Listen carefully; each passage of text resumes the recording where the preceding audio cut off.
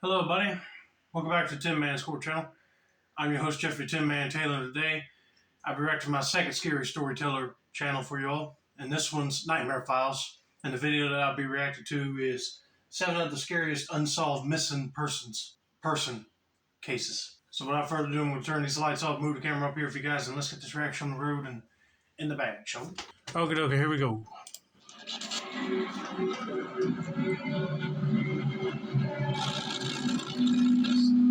Nightmare Files.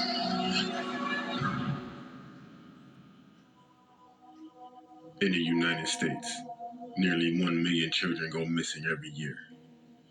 That number is probably inaccurate due to the children that go missing and are unreported. When adults go missing, it is sometimes by choice due to financial reasons, and in some cases, to start a new life. But sometimes adult cases are not treated as urgent as children. Over the course of history, children and adults have gone missing under some very, very scary circumstances. Here are 7 of the scariest unsolved missing person cases.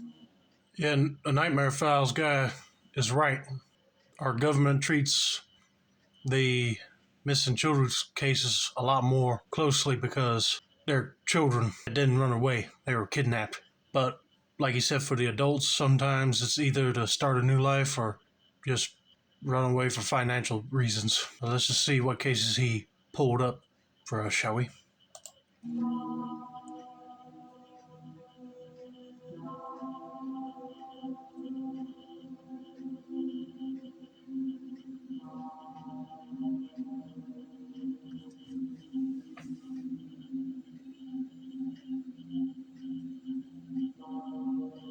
Holt was the 17th Prime Minister of Australia. On December 17, 1967, while out relaxing and swimming with his family and friends, he went missing. Oh man. One of Australia's largest rescue operations was launched, but no sign of Harold was found. There are many that suspect foul play, while others believe he either succumbed to elements or had a medical emergency of some kind. Harold was presumed dead, and new Prime Minister was sworn in. Harold left behind a wife and 3 kids. Ironically, a swimming complex was named in his honor, as he was an avid swimmer. Many Australians find this memorial odd because his disappearance while swimming was weird. Yet, he has a swimming facility named after him. Yeah, that is kind of strange. I get it, he was an avid swimmer, and you would name a facility after him, but you could have waited until like a few years after just to make sure that his body was found. Naming it while he's still considered either dead or missing with no body is just wrong, in my opinion. But I got a feeling that he probably might have accidentally drowned. But if that were the case, scuba divers will be able to dive in and find his body and retrieve it. This is very heartbreaking. I'm sorry to hear that this minister is considered passed away. Let's get on to missing person number 6.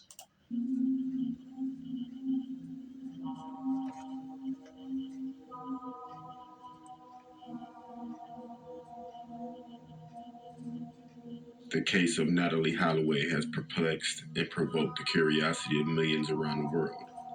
In 2005, Natalie disappeared while on a high school graduation class trip to Aruba. She had been at a club with friends and was last seen getting into a car with 3 local men. If you're on a class trip and get into a vehicle with locals, someone should have told the club owner or get in touch with your teacher or whoever's watching you guys. Because you go on a class trip, you don't do that. Because you never know if these people will hold you for ransom or delete you from this earth early.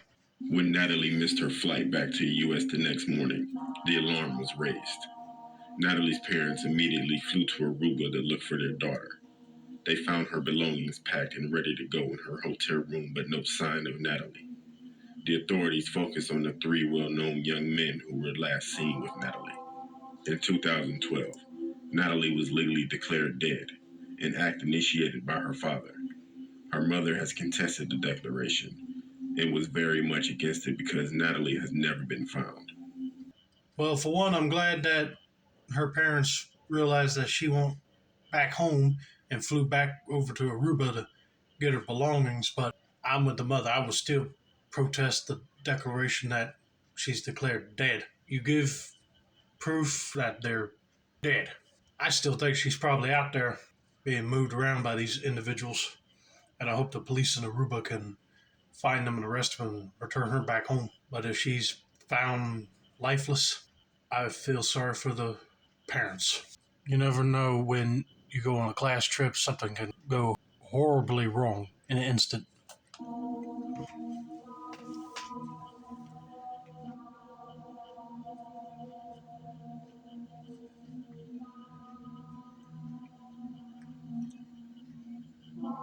It was just another day in December for Paula Wilden when she decided to go for a walk off campus. She went to go hike a long trail in Bennington, Vermont. She had never been on this particular trail, but was an avid outdoors lover. Okay. She hitchhiked her way to the start of the trail. Several witnesses reported to see her at various points along the trail. Her college roommate noticed that she wasn't in her room the evening, but assumed she was studying late in the library. The following morning, campus administration was notified of her absence. School was canceled for the next few days while students and professors helped in the search efforts for Paula. Paula's father was a well-known guy in the community and fueled speculation that she might have been kidnapped and held for ransom. But as the days passed and no ransom note was presented, that speculation began to fade. Years passed and investigators were no closer to finding Paula than they were during the first few days of the investigation. You know, I'll be just like the father, thinking that she was kidnapped for ransom. But if you didn't get no ransom note, she was probably kidnapped and deleted, and then they buried her body somewhere. Or you never know if she ran away, but she would have let her best friend know what she was doing. Either way, this is another creepy, unsolved case. I hope somebody in modern day can figure out what happened to her.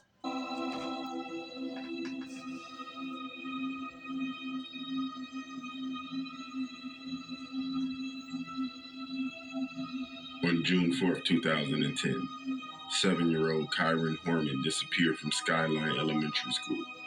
His stepmother was at the school in the morning attending his science fair. She took a photo of him standing at his science project. That photo was the last known photo of Kyra. His stepmother, Terry, said that she said goodbye to Kyra and watched him walk towards his classroom. He never reached that classroom. Suspicion immediately fell on Terry. After investigators started narrowing their suspects, Terry was looking like the prime suspect in Kyra's disappearance. The Hormans landscaper came forward and said that Terry had offered him a great deal of money to kill Kyron's father, Kane. The police tried to get the landscaper to catch Terry on the tape admitting to it, but were unable to. Kane became devastated and terrified of his wife and asked the courts for immediate divorce and restraining order against Terry. It was granted. Kyron's biological mother is convinced that Terry knows where her son is. There has been no new evidence to come up other than the picture of Kyron at the science fair, minutes before he went missing. Yeah, that's just awful. You would think that the stepmom would be nice to her stepson by taking a picture and then just walk on out of the school so he can get to his classroom. But nope. Seems like the landscaper was offered money by her to delete her husband. So I guarantee you, she grabbed Byron here, kidnapped him, probably hiding him somewhere. But I'm glad that the courts allowed the dad to divorce her and get a restraining order. Because if I heard all that was happening about her, I would be furious. But hopefully she would slip up where he's at, because it'd be heartbreaking to hear that she deleted him.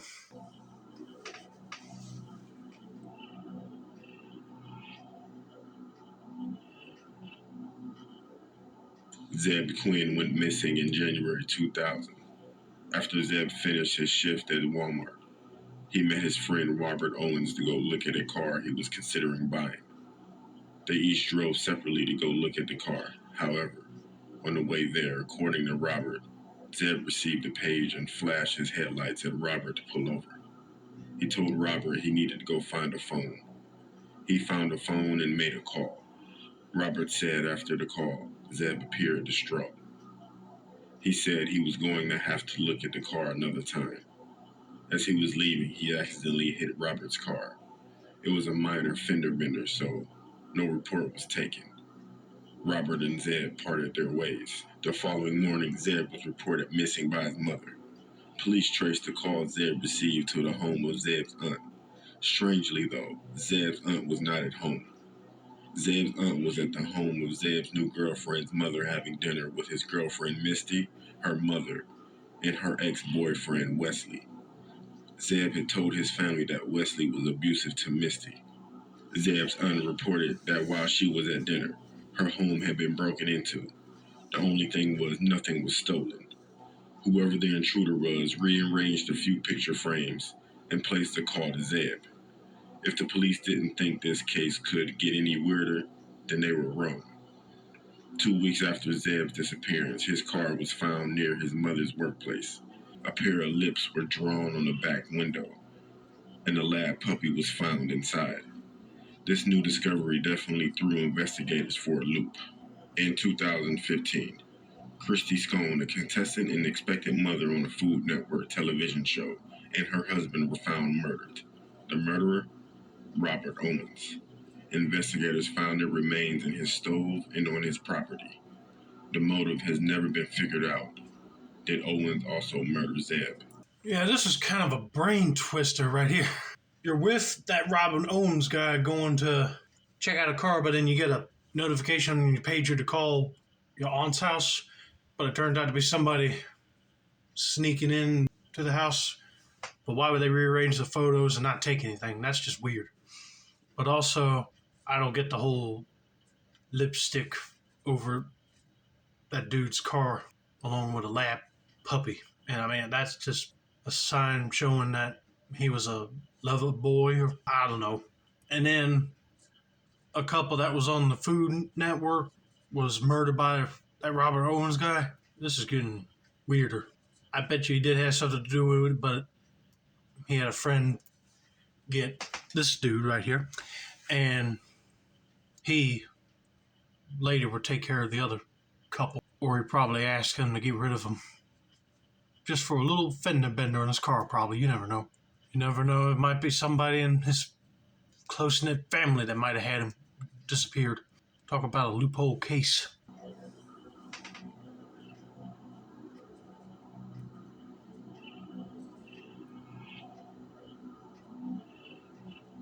Rebecca Corium worked on a Disney cruise liner. On March 22nd, 2011, Rebecca was on a ship at 6 a.m. Okay. This is a known fact because Disney has produced footage taken from the ship's security cameras showing Rebecca in the lobby talking on the phone before walking off, never to be seen again. Disney claims that they know for sure that Rebecca fell out of the cruise swimming pool and was washed overboard. How do they know this? That is the question, because they also claim that they do not have any security cameras in that area of the ship. There's also the fact that there's a huge 7-foot tall barrier from the crew swimming to a wide open ocean. She would have had to scale the wall and knowingly jump to her death, or be washed overboard by a gigantic 40-foot tall wave. Neither are very likely. The family has said that Disney has not been truthful with giving them answers. Why did they say that they found Rebecca's flip-flops near the pool in which she jumped? But the flip-flops they gave to the Coriums were definitely not Rebecca's. I tell you, there's a lot of mysteries revolving around Disney here lately. Because I think a guy went to explore an abandoned Disney attraction, and then Disney saw the video and sued him. Like, apparently they didn't want the public to know about it. And I remember there was a story where a lady was running the attraction where everybody's like seated down in the auditorium, and she's right near the gear of that moving attraction, and she got crushed up. I think Disney ended up paying her family some money, but there ain't no way you can hide that for long. Same thing with here. Why would you even claim that she jumped overboard and give her family flip-flops that don't even belong to her. They must have found them and thought they were hers, since they don't have no security cameras in the area. Well, after that incident, I think you might need to, just so you have proof that a staff person like her or a guest jumps overboard, or she might have been on the phone with someone that was stalking her and got on the ship without even knowing and pushed her over. I mean, it's just a theory, but that's the only thing I could come up with. Wrong size and style. And why aren't they giving the Coriums access to the security camera footage from the entire ship? Yeah, I mean, that would raise red flags for me, because if they don't give access to the entire ship, something fishy is going on. Like, they must have been paid to keep this quiet or something. I don't know. Very weird, though. What's on the security footage?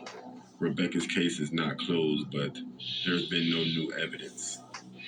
Like I said, someone that might have attacked her probably paid off the person running the security tapes on the ship, or it must have been a whole inside Disney cover-up. Either way, it's just messed up. I'll keep suing Disney if I was her parent for not being truthful.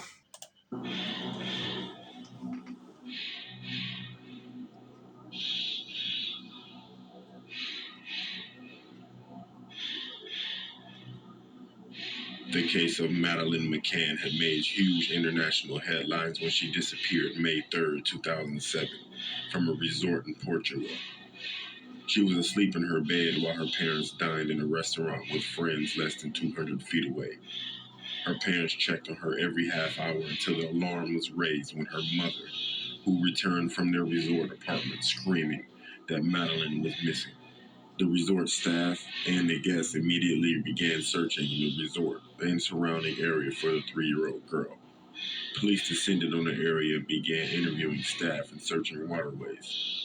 The parents remembered that whenever they checked on their bedroom, the door would be open and they would close it. It seemed unlikely that Madeline or her 2-year-old siblings were getting up and opening the door. Also, when Kate checked on her children the last time and discovered Madeline's empty bed, she also found the window was wide open. There have been no solid leads in Madeline's disappearance. Was she kidnapped for trafficking? Killed in a robbery gone wrong? What happened? It is almost as if the little girl just disappeared off the face of the earth.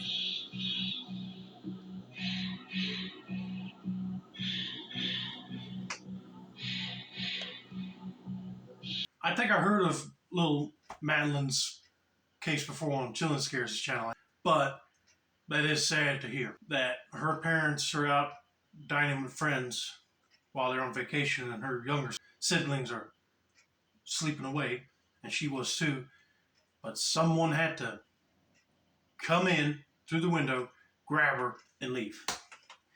But like Nightmare Files said, probably for human trafficking, or they were probably planning on holding her for ransom, but if there's no ransom note, the sick a-hole that took her probably deleted her. And that's just sad. She was only 3 years old. 3. Didn't even experience life to the fullest yet, and then all that's taken away. But like I said, there's still a little bit of hope that she's probably still out there. And if she is, I hope the police find her and bring her home, because I know her parents are still devastated that she's not there with them anymore.